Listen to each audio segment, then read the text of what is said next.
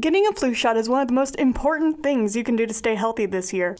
Flu shots are available and free to University of Alabama students at sites across campus and at the UA Student Health Center and Pharmacy. Check out our schedule at cchs.ua.edu/flu shot. Call 205-348-6262 for a flu shot appointment at the Student Health Center, or walk up Monday through Friday from 4 to 4:45 p.m. WVUA-FM, Tuscaloosa.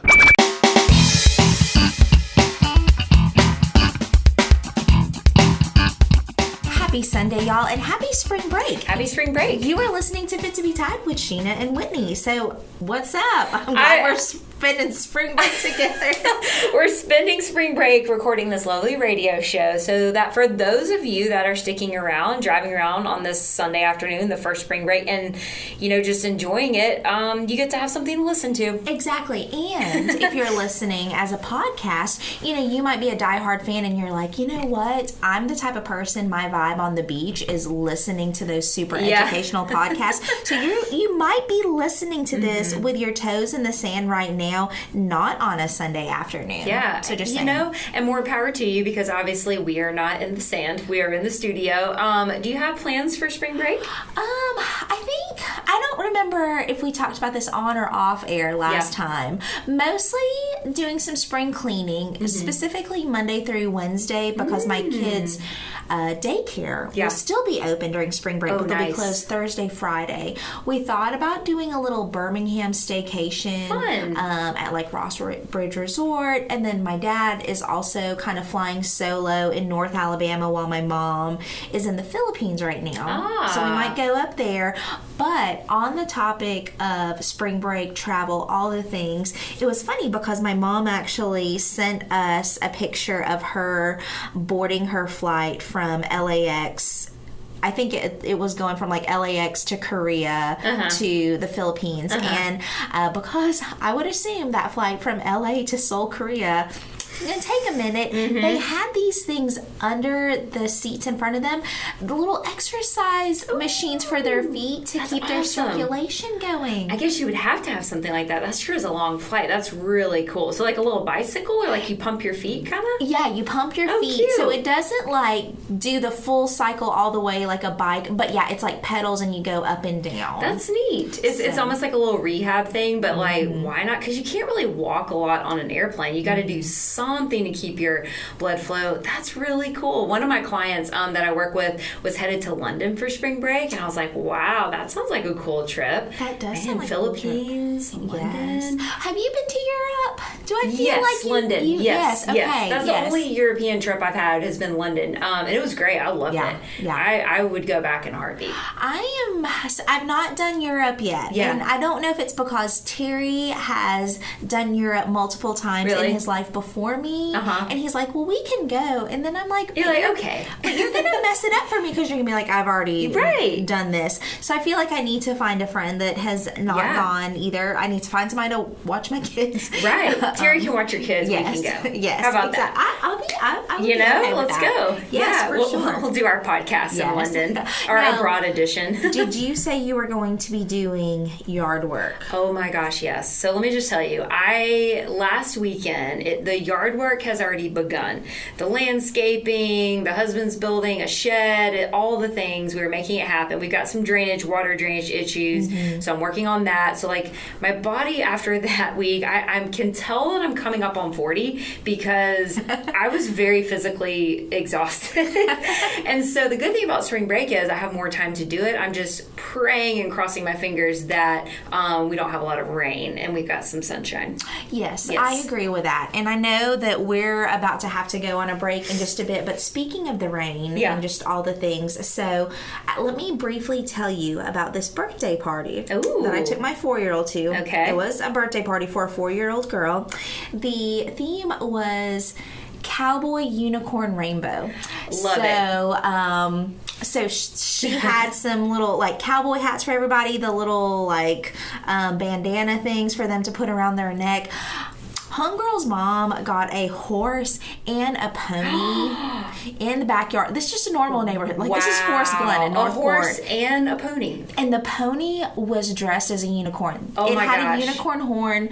Children rode both of the things. Wow. It was sunny and beautiful, but it had rained ahead of time, so it was like the backyard was a little mushy. They had a bounce house, so socks were soaking wet, but then kids were going barefoot. Then you're trying not to step in horse poop, but thankfully, it was like really, it was every child's dream and every parent's nightmare. I was about to say, that sounds like a total nightmare. Yes, but then I was like, I'm going to start having these combination themed parties as an adult. But why not? Yeah. Why not? I don't know. So, okay, we got to take a break. Probably during the break, you and I will think of some really random combinations. You are listening to Fit2BTide with Sheena and Whitney on 90.7 The Capstone. WVUA-FM, Tuscaloosa.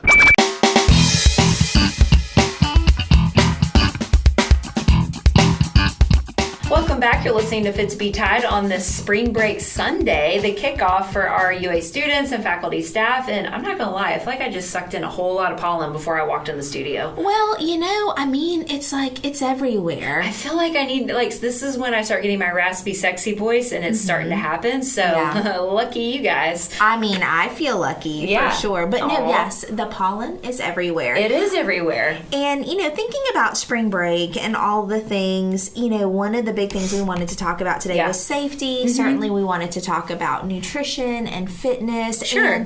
And, you know, one thing I will say from a personal perspective, because I'm just going to get on this rabbit hole that's still within the umbrella, I recently started resuming going back to working out at 5 a.m. Ooh. So I wake up at 4 just so I can be in alert enough to really actually work hard in a 5 a.m. workout. But see, now that spring break is upon us, you know, I can decide, I'm like, do I stick with my 5 a.m.? Do I go to a later class? And so sometimes you are at this crossing roads. If you're out of routine, whether you stay in town or you're traveling, like, what do you do? So that has been a little bit interesting. So next show, you'll have to say, okay, how did that turn out with your workouts? You know? Well, and I'm curious, so like for you to get up that early in the morning with the kids and like having your workout time, do you leave and go to your thing and Terry watches the kids and then y'all switch? Yes. Okay. So basically I'll get up at 4, do all the things, and normally at some point the kids, if they haven't already, they'll like leave their rooms and then they jump in our bed. Okay. And so I'm like, Terry, hey, just like heads You're on up. duty. Yeah, like at 4, like I'm not in the bed anymore, so like please don't crush our children when you roll over. And then I get back to the house by a little after 6. Okay. And he's gotten them fully up, eating breakfast That's and a all good the schedule. things. Yes. I So like that. I have time to get ready. I've been taking the kids to school so that he can get to the gym a little bit earlier, but otherwise he tries to leave the house by like a little after 7 with the kids, takes them to school, then he does his workout. Sure. Okay. So, Teamwork. tag team for sure. Tag team for sure. Yes. That's some tips for you guys out there. You know, it seems like it works well. Well, it's going. So far, so good. Yeah. So we're like 4 days in. Thinking about that, and I know we were going to kind of talk about some different things about spring break, but I was just thinking about, working out over spring break, and like you said, your schedule can be very different. And one thing I was thinking about is there's so many gyms that are chains now that your membership can work anywhere, basically. Yes. So like a 24-hour fitness, a Planet Fitness, or whatever. I was going to say Planet Hollywood. Same difference. Yeah, same things.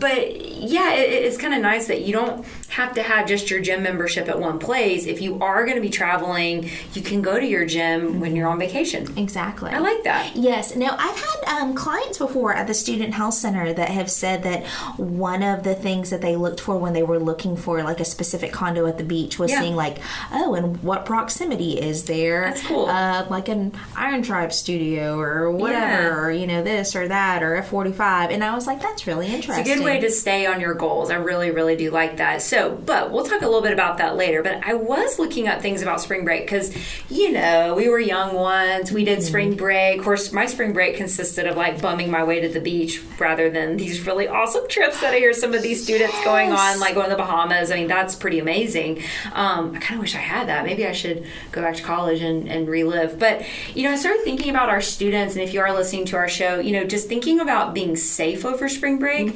That's a component of our wellness, because we do all these things to be healthy and happy and well-rounded, but then it can all go down the drain if we make wrong choices and decisions. And so I think if we can spend a little time going over some easy safety tips to think about while you're, on spring break, or even just summer, if you listen to this show at a different point in the semester, I found a really cool list of 11, I think it's 11, I think you're right. Safety tips. And this was just something that was, I was Googling around. It's from collegiateparent.com. And the very first tip that I saw was to keep your ID on you, like your driver's license with you or your passport. And I didn't think about it, but like you could be on a cruise and they're not going to let you back on the ship if you don't have your ID with you. You're stranded. Yep. I mean, also if you're going to another country, that's kind of my biggest fear is like, okay, I get stranded somewhere and I can't get back home. And so I know we like to go and have fun and not be super, super responsible, kind of like take a break from everything. But I think keeping your ID or putting it on your Apple Wallet, or I don't know if you can do that now. Maybe there's a way you can do that, like take a picture of it. I don't know if that helps, but... Yeah, I feel like surely there's something out there like that. But yes, you're right. Keeping your ID on you, not just for, reasons for, proving your age, for purchasing alcohol, because I think sometimes that's what comes to mind when people are like, oh, make sure you've got your ID on you. But I mean, you're legit going to be potentially traveling to a place that you have never been, whether that's a new city, a new state, a new country. So yeah, I really, really love that tip. I like the fact that that's one of the first ones, and it's funny because you would think that that's a no-brainer, right? But they've obviously put it on this list for a reason. I think it's important. I did like the second recommendation, which was don't travel alone. 100%. I mean, so good, and I would say even this with if you're taking like an Uber or a Lyft or any other type of thing. I was in a situation one time going to Chicago for a conference, and I remember getting an Uber to take me from the airport to the hotel, and I really wish I had taken some other dietitians on their offer to like all share an Uber together, because I took it, and in the middle of our drive the Uber driver was like, I'm running out of gas. I need to stop at a gas station. And the gas station was the scariest thing I've ever seen. Gosh. I was texting Terry all of this information. No. And so, I mean, you just, and I ended up telling the Uber driver who took me from the hotel back to the airport at the end of the conference about that situation. He goes, oh my gosh, you could have totally ended up in a chop shop. I'm so glad you're alive. He's like, we're not supposed to do that. And he was using like all of these expletives. He was like, that's so messed up. So that's interesting. I don't Uber enough because Tuscaloosa, I mean, there's not really anywhere that I go, I think, that I need an Uber, but I'm kind of a homebody anyway. But that's good to know that like they're really not supposed to do that. So to me, that's kind of a red flag. So if you've ever taken an Uber drive and your Uber driver stops at a sketchy gas station, maybe don't leave them a great review. Yes, I concur. Yes. So kind of going down our list, being careful with money. I as an adult, I think I've learned how to manage my money a little bit better than when I was in college, because I just didn't really think about it. I think I had a little help from my parents, but, even as an adult now and having a better income, sometimes I can be a little like frivolous, like, oh, I'm on vacation, just charge it to the credit card. But I think, if you are a student, like seriously budgeting out what money you're going to take is super helpful. And also it kind of depends on like where you're going to be. If you have access to an ATM, if you need to get cash, I would always have cash on me if I'm going out of town. And I typically don't do that a lot now because we're such a digital age of currency where you can just swipe your card, tap your phone. But I do think if you are going to another country, money speaks, and you probably need to have some cash on you as well. What do you feel about that? How do you feel about that? Yes, I agree. And I think when it comes to having cash, you definitely want to have that so you have something in case your credit cards or whatever get stolen. Declined. Yeah. And also too, and again, this is probably because all these students these days are going to fancier places than me and you went. So if you're staying at a hotel or a resort where, you're tipping folks, maybe it's like an all-inclusive type situation. So I would say, I have a feeling that a lot of places probably assume that us tourists like to bring like a ton of cash for like tipping purposes. So I think you need to be strategic with where you're securing that, how you're securing it. Maybe don't think like, oh yeah, I'm gonna bring like $1,000 in cash and then I'm gonna have it like all together in this one spot, because one person could swipe that and you're one and done of that full $1,000. That's very true. Like having a little cash on hand is good, but like when you get your money, if you're taking it with you on a trip, like divvy it up. And I always put my stuff in a safe, just because I feel like in the room, if you're staying in a room and you can do the code and set it to a code that that should be secure enough. But yeah, I do think you need to be super careful with money. That's kind of scary if you don't have it and it gets lost. Yes, and on that note, if that didn't make you nervous enough, we are going to take a break. So grab a beverage, hydrate yourself, use the restroom. You'll catch us on the flip side. You were listening to Fit2BTide with Sheena and Whitney on 90.7 The Capstone.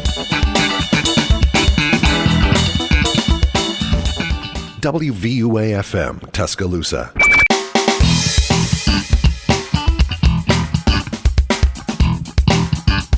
Welcome back. You're listening to Fit2BTide, and man, we're just giving you the tips for a healthy, safe spring break. And we do know that people are going to partake and have fun, but you can also do that, being smart, right? Watching your money, don't going places by yourself, don't take an Uber by yourself, and just having, a good time while you do it. So the fourth little tip on our list that we're going through, we have 11 tips that we found at collegiateparent.com, which I think it's funny that that's the website I went to. I don't have kids, you have kids, but clearly I feel like I should be parenting. I don't know.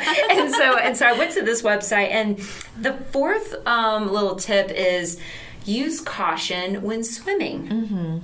And Sheena, you were telling me a funny story during the break. Yes. So, during the break, I was like, oh, it's great that we're talking about this, because I remember during my 30th birthday, and what's sad is that was almost a decade ago, my husband and I, we had taken a trip to Mexico to an all-inclusive, and it was the actual day of my birthday. We went out to the beach, and the red flags were out. It might have even been double red flag. And my husband is infamous for really enjoying wanting to just get knocked down by strong waves. He's just like, this is awesome, such Mother a daredevil, nature, all the things. And so he's like, come out here with me. We got stuck in a riptide, and I almost died. It was terrible. The last thing I remember was my husband dragging me by my arm, and then like I'm on the beach. I'd like to think I looked very beautiful and attractive like Ariel, but that was not the case. And I just distinctly remember us being screamed at and cursed at in Spanish by the hotel lifeguard, as I should have been. And what I will say too with that is we had not even been partaking in alcoholic beverages. So just think about if you were in a situation, because that can be a very natural environment to want to, have some recreational beverages while enjoying the beach. That's such a good story. I'm sorry that you went through that, but they put the flags up at the beach for a reason, whether it's like purple for sea life and there's jellyfish everywhere, or the red flags or double red flags. And I think a lot of times we think, especially when I was younger, I felt like I was more invincible, I was strong, I could do all these things, and like, oh, that's not going to happen to me. But there are some really tragic stories of people getting, taken by the riptide or the undertow. And so just be aware, and also don't go swimming by yourself like that. At least, I know we're all grown-ups, but like let somebody know where you are. And if you are partaking in alcoholic beverages, like for sure have another set of eyes on you, because heaven forbid you don't want to have a terrible story, and you want to be safe. So yes, on that note, we will just say don't go swimming in dangerous waters alone, or make sure you have a buddy system. Yes, I agree. So number 5, choose a code word with a friend. And I think this is really smart. I think, as we go and we venture off and we meet people, it's nice for our friends to have our backs. And I've heard a lot of really good stories from some of our participants at the rec center, or some students that I've talked with, about like how they've kind of gotten other friends out of situations. They've had each other's backs. I think that's cool. Like, as a UA community, we should be taking care of each other. And if you are going with some friends and you go to a bar or you're going to a club or whatever, of course we don't really have clubs here, so I'm hoping you go somewhere fun. But like, make sure that you have a way to get yourself out of imminent danger. You know, have a code word or a phrase. I think it was Black Warrior. They have on the back of the doors, like, you can order a certain drink depending on the type of possible danger that you're in, and someone will walk you out to your car. And I don't know if that's a thing. I don't really like bar hop or anything, but like, there are a few, you know, places I like to go in town. I remember seeing that on the back of the door, and it was like, order this certain drink if you feel like you need help out to your car for whatever reason. Isn't that cool? I like that. Yeah. Now, you know, and not to make light of this, but I am curious. So, Whitney, if you and we were traveling, what would be our code word or phrase, you think? Oh my gosh. You know, to me, it has to be a word that's going to like really stand out, and it has to be something, I don't know if you'd want it totally obvious, because then you don't want somebody to think that like you're trying to get out of there. But honestly, I think I would probably keep it simple, and it would be a phrase, and it would just be like, hey, I have a headache. Like, that would just be it, because to me it's a code phrase. Headache is a code phrase, word, whatever, that I could legitimately not feel well and doesn't seem weird. Yeah. What about you? I like that. Were you going all like rogue? I was, because when you're like, it needs to be like, it's obvious, like whatever. Yeah. I'm thinking the word walrus. Walrus. Like, and then porcupine. I'm thinking, like, how would I naturally make that go into a conversation? So I like your tactic better. I mean, you know, mine's not super fancy or fun, but like, yeah, you can work it in if you felt like. But walrus could be like, oh my gosh, I am the walrus, like the Beatles. Anyway, just saying. Okay, number 6. Yes. Drink safely. Yes. This is a hard one.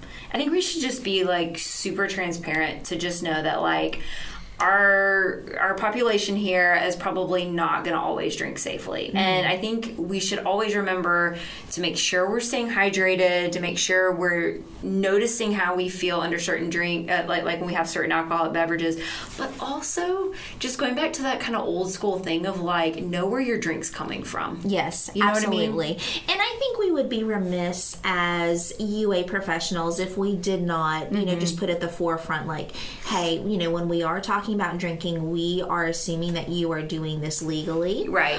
You know, we want to condone underage drinking. So I feel like I need to put that blanket statement out for us. But yes, you're right. You know, I think, like you said, watch where your drink is coming from. Right. You know, who is buying your drink. Keep your eye on it all the time. Oh my goodness. Well, because that really cute guy or really cute girl, you know, that's giving you that drink, I mean, you just don't know. I know it seems kind of like, oh, we're past this, but we're really not. Like, there's still creepy people out there. So absolutely. Be smart about it. And I would say, too, you know, even just from a nutrition perspective and knowing how we can be when we're traveling and all the things, and even just related to health goals, I have had clients before that have told me in their nutrition appointments leading up to spring break, they're like, oh, yeah, you know, we're going to go out. You know, I feel like on my, you know, on the days I know we're going out drinking, I probably won't eat as much because I want to save my calories for alcohol. Right. And please let me, I understand your logic there, but from a safety perspective, no bueno, man. You know, we really want to make sure that you do have food in your system. It's going to help you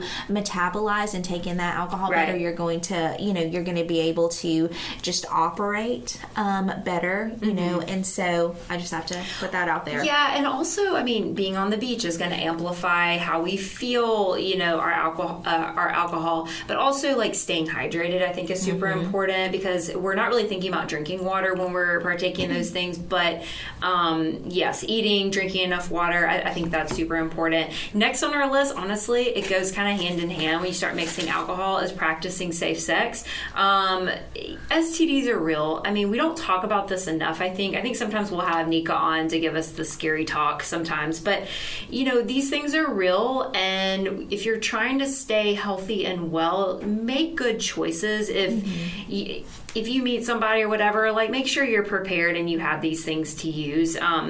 It just, I don't know. I think sometimes we think that we're invincible and things are going to happen to us, but you'd be kind of surprised at the statistics that are out there. Absolutely. You know? So I think, when we're thinking about spring break, we want to think about safe sex practices as well as, male or female, what that consent looks like, that mutual consent that's going to be happening. Because, certainly we want to make sure that you feel safe in those moments too. And, just call us mom and make fun of us for talking about it. But we have to talk about it. We have to talk about it. Yes. I know we're coming up on a break soon, but I thought that this one was kind of funny because I just thought about my grandmother on this one. That number 8 is leave your expensive jewelry and clothing at home. Like we want to look good on vacation. We want to wear the fun clothes. We go out and we buy all our things, maybe our jewelry. But like you never know what's going to happen. So maybe just not take all of your expensive things out. Lock them up in the safe. Yes, absolutely. And I'll say from like a real life perspective, I think I mentioned on air earlier my mom being in the Philippines, and I remember every time she goes, and normally she likes to get very dolled up, like all the things. She kind of tones it back because there is just some significance in some of the larger metropolitan cities for just a lot of pickpocketers, and a lot of them are professional. They'll utilize children in the community to do that and be super stealthy. And so you might think like, well, nobody does that here. Well, if you're in a different country or a different city, that could be totally different. So just, And pickpocketing is so interesting. It's so sneaky. Yes. Man, to be a professional pickpocketer. I think of like Aladdin. Yeah. Anyway, on that note, it's probably time for a break. Absolutely. Catch us after the break. You are listening to Fit2BTide with Sheena and Whitney on 90.7 The Capstone.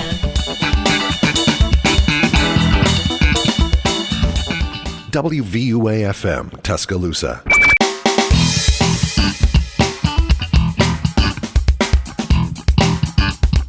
Welcome back to Fit2BTide with Sheena and Whitney, and spring break is underway, and we are giving you our tips, not from a Meemaw perspective, if you will, but as some professionals that learn about things in working with college students, but also, like, we were young once, like, don't forget it. And so we're going down our list from collegiateparent.com of the top 11 tips, to be safe during spring break, and we have 2 more, and I've always thought about this even before spring break. Just growing up, I remember like my parents saying this, or like always choosing a better option, but it is don't stay on the first floor of a hotel.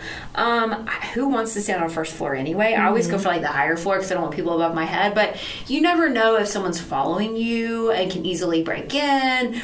Just make smart choices if you can. Maybe stay on a higher level. Yes, I agree with that for sure, for all of the reasons you mentioned. And a lot of times the first floor is the noisiest. Yeah. You're going to be hearing people like shuffling around and all the things. And then depending on what kind of place you're staying, if people park their car, if it's like more of like a motel situation, they're driving up right to the door. You see the headlights coming through your windows. And that's just like, you want a good experience, all right? All the things. All the things. I also noticed on the list about safe driving as well. And so I missed that one? I think I did. I think it's on there. Maybe it's at number 9.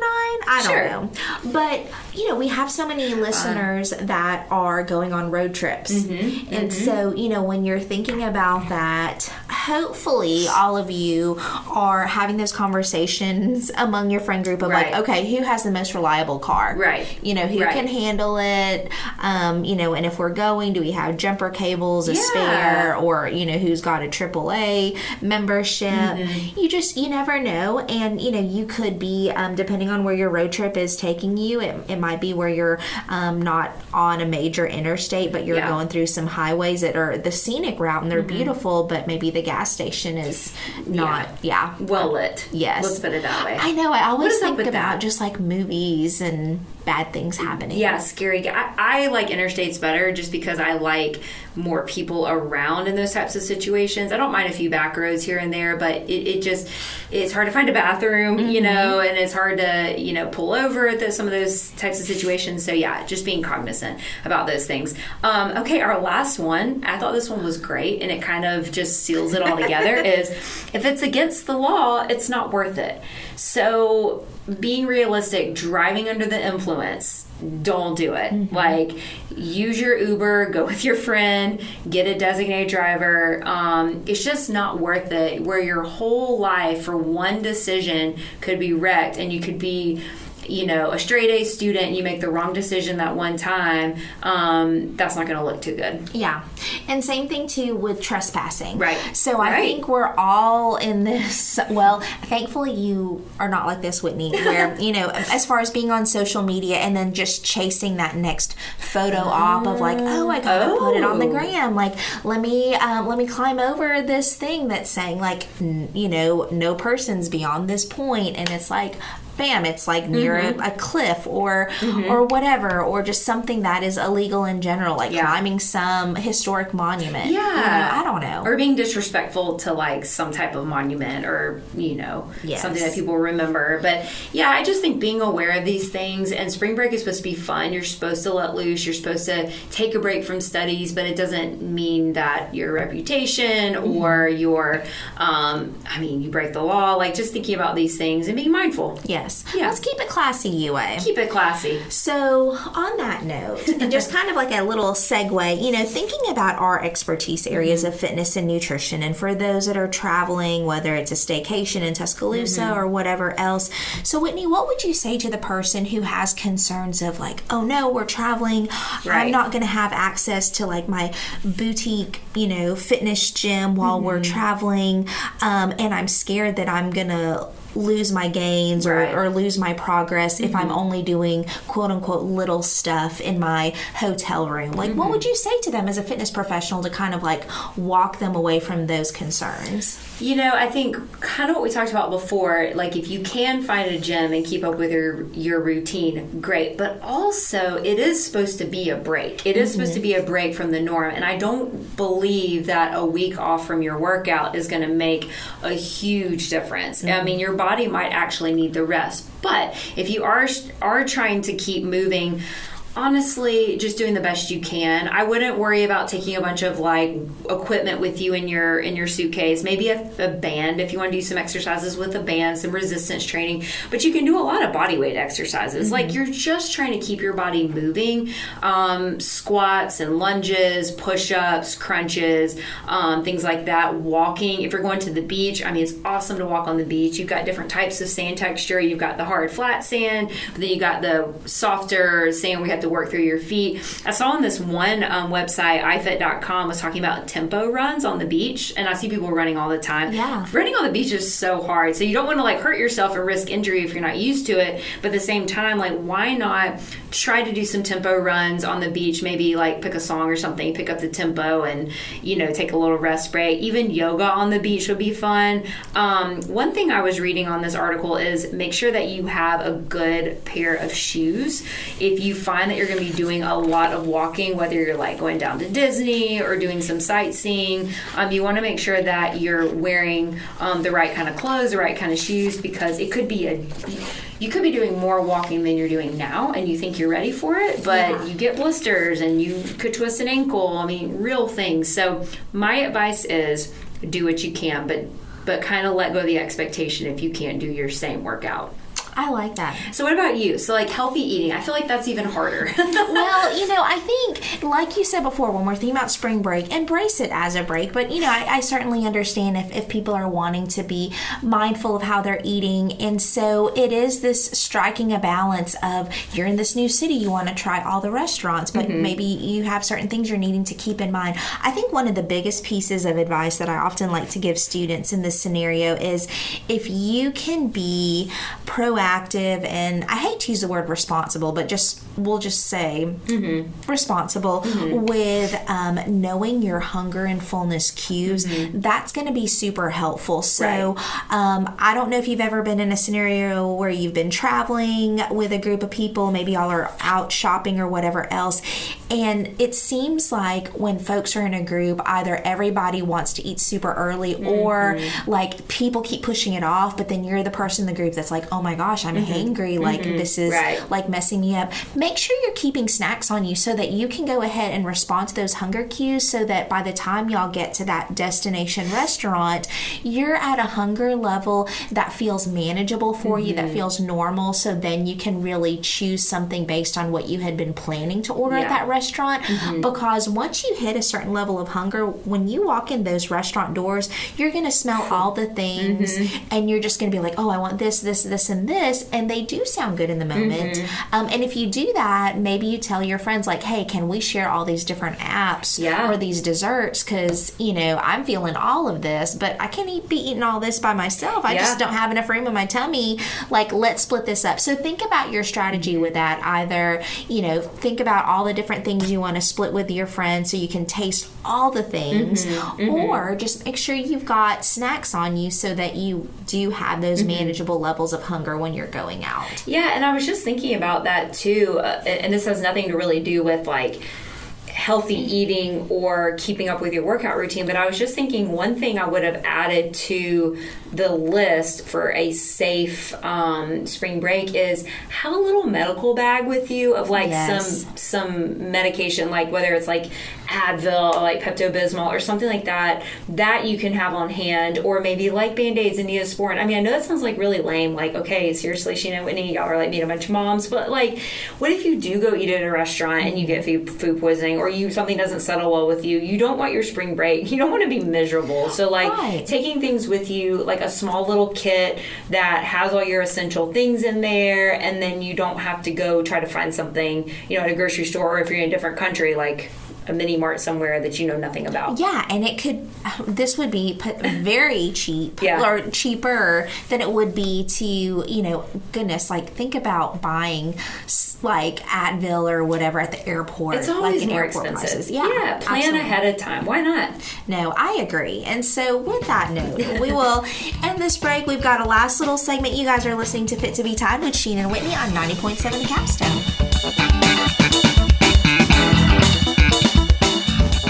WVUA-FM, Tuscaloosa.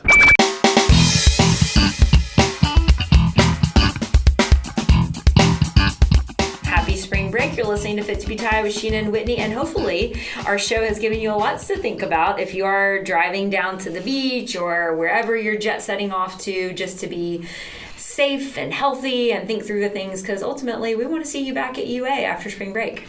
Yes. We sure do. I'm like, we don't want to see you on the front page of the newspaper. No, absolutely not. So on this theme of spring breaks, and you know, Whitney, I know you've mentioned a few times throughout the show, just reminding our listeners that yes, we have also been students before. We have even experienced spring breaks as professional staff members. So what has been your most favorite spring break memory? Okay, I think I have two. Okay, I've done a lot of different types of spring break trips and no spring break trips. One spring break, I went to Fort Lauderdale with my dad, and this was like not with friends or anything. This was just like Fort Lauderdale to visit her, and that was really great because I'd never been before. And seeing the beaches in Fort Lauderdale, it was awesome. Nothing really too extravagant about that. It was just a really good trip. And then I had a second one where I didn't have any money to really go anywhere for spring break, and I was in college. I don't remember which year it was, but my mom was like, well, just come home. We'll just do like staycation things and like do stuff. And I remember it was the first time I ever tried sushi. And I remember the first time I tried, because she was kind of like, let's do something that we've never done before. And I was like, oh, that sounds cool. So I tried sushi. And I remember I was like, this is disgusting. But then, and it was just like California roll, wasn't anything crazy. And I remember 2 days later, all of a sudden, I had a craving for sushi. It was like I tried it, I didn't like it. But then I remember this experience that I had where I was like, I really like that taste. I like the seaweed. I really like that taste. And then from then on, it was like I became a fan of like eating seaweed and sushi and all that kind of stuff. Isn't that random? That is random. Not your type of spring break you would think I would say, but those were two impactful spring breaks, a trip to Fort Lauderdale and a staycation eating sushi. I like that. What about you? So I think one of the ones I would share, it's as a staff member, not as a student, because I just have a bad memory. I'm like, what did I do? I know, it's been kind of a long time, I feel like, since then. But one year, Terry and I, we did a staycation in Birmingham. We stayed at at this bed and breakfast in downtown Birmingham, and we would Uber to like just different places, so we just didn't have to drive. Like one night we went to Topgolf, we went here, but this bed and breakfast, I don't even know if it's still in business or not, but the one of the rooms that we got stuck in staying one time, because we've stayed there twice, they had these little like angel cherub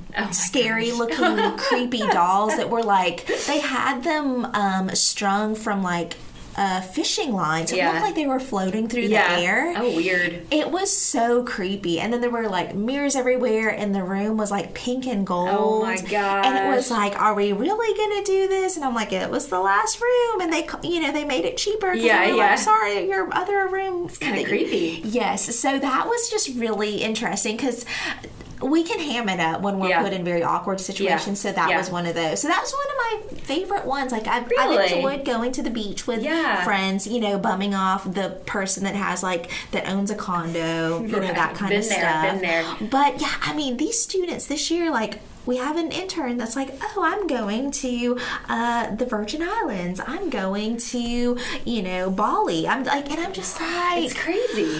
Who like did? I mean, it feels like, I'm living through them, because I'm like, oh, tell me what you did. What'd you see? What'd you sightsee? But it's just so different. But I like that our experiences are different, because I just think that's the way it is. That's the way life is. And I like that y'all did a little like bed and breakfast and Uber, because I feel like sometimes I don't want to have the responsibility, and that's what the spring break is for me, is I just I don't want to have to drive myself somewhere, like not even like thinking about drinking, but just like I don't want to have to like think about driving myself somewhere. And so just Ubering just kind of seems, maybe what I'll do, I can't hold myself to this, maybe over spring break I'll just Uber everywhere.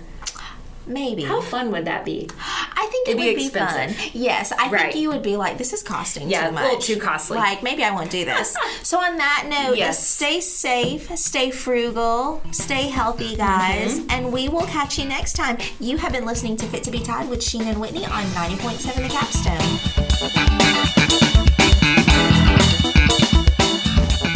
WVUA-FM, Tuscaloosa.